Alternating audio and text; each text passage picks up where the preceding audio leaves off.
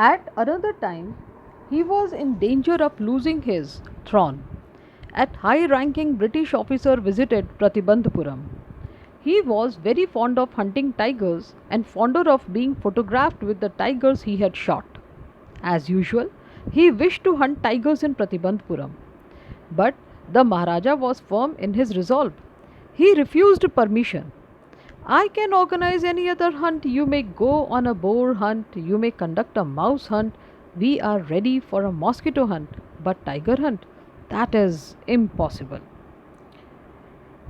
एक बार तो महाराजा के सामने अपना राज सिंहासन छीनने का भी खतरा पैदा हो गया था। एक उच्च पदासीन ब्रिटिश अधिकारी प्रतिबंधपुरम में आए।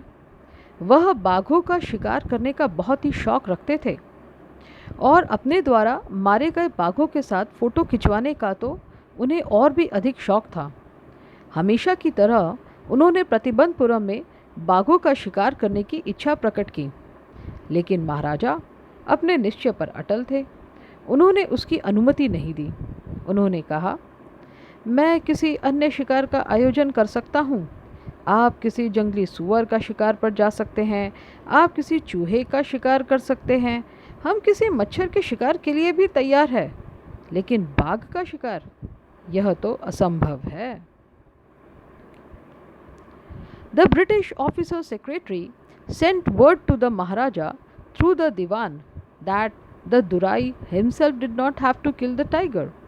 The Maharaja could do the actual killing. What was important to the Durai was a photograph of himself holding the gun and standing over the tiger's carcass. But the Maharaja would not agree even to this proposal. If he relented now, what would he do if other British officers turned up for tiger hunts? British अधिकारी के सचिव ने दीवान साहब के माध्यम से महाराजा से कहलवाया कि दुरई, दुरई मतलब ब्रिटिश अधिकारी का जो पद है वह दुरई कहलाता है, दुरई का बाघ को स्वयं मारने का आवश्यक नहीं था। वास्तव में महाराजा बाघ को मार सकते थे। दुरई के लिए तो बाघ के मृत शरीर पर बंदूक हाथ में लेकर खड़े हुए स्वयं का एक फोटोग्राफ ज़्यादा महत्वपूर्ण था।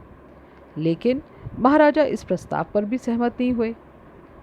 यदि वह इस बार मना करने के बाद अंततः मान लीजिए सहमत भी हो जाते, तो यदि दूसरे ब्रिटिश अधिकारी भी बाघों के शिकार के लिए पहुंच जाते तो वह क्या करते? Because he prevented a British officer from fulfilling his desire, the Maharaja stood in danger of losing his kingdom itself. The Maharaja and the Diwan held deliberations over this issue. As a result, a telegram was dispatched forthwith to a famous British company of jewelers in Calcutta. Send samples of expensive diamond rings of different designs. क्योंकि महाराजा ने एक British अधिकारी को अपनी इच्छा पूरी करने से रोका था, इसीलिए उनके सामने अपना राज्य ही खोने का खतरा खड़ा हो गया था। महाराजा और उनके दीवान ने इस मामले पर विचार विमर्श किया। परिणाम स्वरूप कलकत्ता की एक प्रसिद्ध ब्रिटिश आभूषण निर्माता कंपनी को तुरंत एक टेलीग्राम भेजा गया कि अलग अलग डिज़ाइंस की महंगी हीरे की अंगूठियों के नमूने भेज दीजिए। Some 50 rings arrived. The Maharaja sent the whole lot to the British officer's good lady. The king and the minister expected the Durai Sani to choose one or two rings and send the rest back. Within no time at all, the Durai Sani sent her reply, "Thank you very much for all your gifts."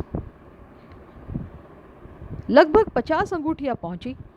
महाराजा ने वे सारी अंगूठियाँ उस British अधिकारी की पत्नी यानी कि दुराई सानी के पास भेज दी।